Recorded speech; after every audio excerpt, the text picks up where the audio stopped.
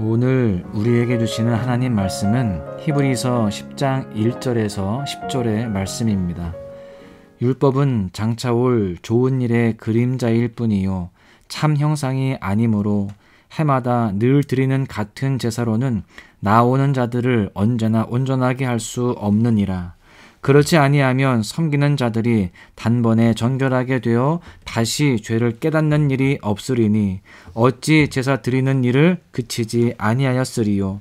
그러나 이 제사들에는 해마다 죄를 기억하게 하는 것이 있나니 이는 황소와 염소의 피가 능히 죄를 없이 하지 못함이라. 그러므로 주께서 세상에 임하실 때에 이르시되 하나님이 제사와 예물을 원하지 아니하시고 오직 나를 위하여 한 몸을 예비하셨도다. 번제와 속죄제는 기뻐하지 아니하시나니 이에 내가 말하기를 하나님이여 보시옵소서 두루마리 책에 나를 가리켜 기록된 것과 같이 하나님의 뜻을 행하러 왔나이다 하셨느니라. 위에 말씀하시기를 주께서는 제사와 예물과 번제와 속죄제는 원하지도 아니하고 기뻐하지도 아니하신다 하셨고 이는 다 율법을 따라 드리는 것이라. 그 후에 말씀하시기를 보시옵소서 내가 하나님의 뜻을 행하러 왔나이다 하셨으니 그 첫째 것을 폐하심은 둘째 것을 세우려 하심이라. 이 뜻을 따라 예수 그리스도의 몸을 단번에 들이심으로 말미암아 우리가 거룩함을 얻었노라. 아멘. 1517년 10월 31일 루터는 독일 비텐베르크 성당문에 95개조 반박문을 붙였습니다. 이 문서는 특히 교황청이 판매하던 면죄부에 반대하는 내용이었습니다. 루터는 면죄부가 죄를 용서받는 방법이 아니며 구원은 오직 믿음과 하나님의 은총에 의해 얻어진다라고 주장하였습니다. 그리고 이 문서는 유럽 전역에 큰 파장을 일으키며 종교개혁의 도화선이 되었습니다. 오직 믿음으로 말미암아 구원을 얻는다는 이 은혜의 소식은 우리 기독교에서는 너무나도 중요한 가르침입니다. 하지만 많은 경우 우리는 믿음으로만 구원을 얻는다는 사실 가운데 정말 그런가 하는 고민이 생기게 됩니다. 정말 믿음만으로 충분한가? 라는 질문이죠.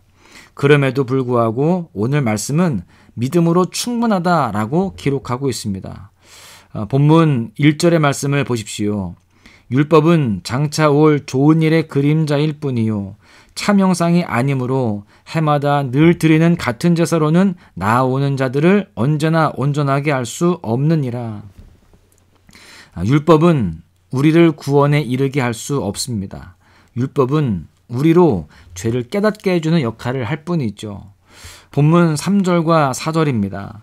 그러나 이 제사들에는 해마다 죄를 기억하게 하는 것이 있나니 이는 황소와 염소의 피가 능히 죄를 없이 하지 못함이라. 율법에 명시된 제사가 죄를 없이 하지 못한다라고 말씀하고 있습니다.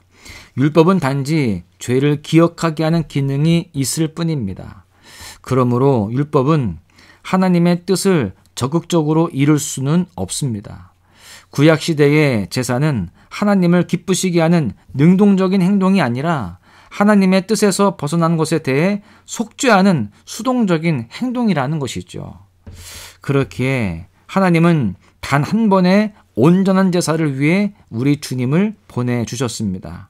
10절입니다.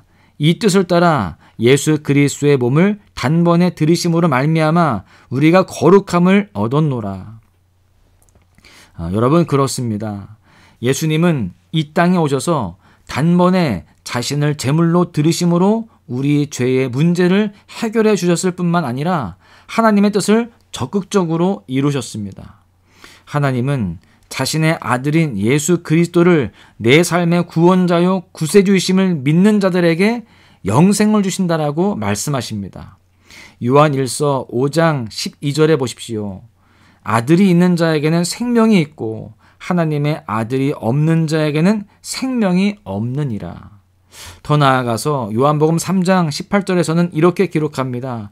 그를 믿는 자는 심판을 받지 아니하는 것이요 믿지 아니하는 자는 하나님의 독생자의 이름을 믿지 아니함으로 벌써 심판을 받은 것이니라.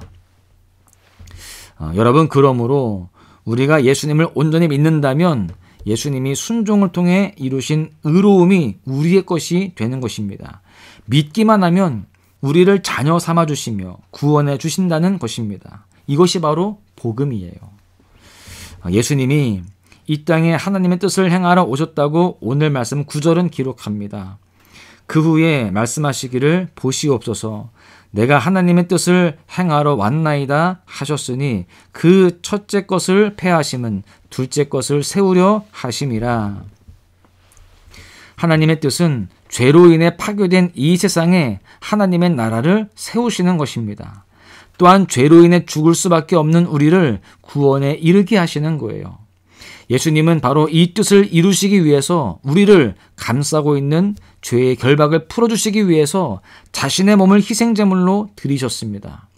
율법으로는 부족하여서 우리가 온전한 하나님의 거룩하심의 기준에 이르지 못하기에 예수님께서는 친히 오셔서 십자가에 달리사 죽으시고 부활하심으로 우리를 구원하셨다라고 하는 거예요. 이 예수님의 제사는 완벽합니다. 그래서 우리의 모든 죄는 해결함을 받게 되는 겁니다. 그래서 10절 하반절은 이렇게 선포합니다. 우리가 거룩함을 얻었노라. 하나님의 기준은 내가 거룩하니 너희도 거룩하라입니다. 그런데 바로 예수님으로 말미암아 그를 믿는 자는 누구나 거룩함을 얻게 되었다라고 하는 겁니다. 우리가 예수님 안에 있다면 우리가 아무리 부족하다 할지라도 흠이 많다고 할지라도 하나님 앞에서 이미 거룩한 존재다라고 하는 겁니다. 여러분, 물론 우리는 때때로 세상 가운데 여전히 죄에 넘어지는 연약함을 보일 때도 있습니다. 스스로 불만족스러운 삶의 영역과 부분도 있을 것입니다. 그러나 하나님께서는 우리에게 너는 내가 사랑하는 거룩한 자다라고 선포하십니다.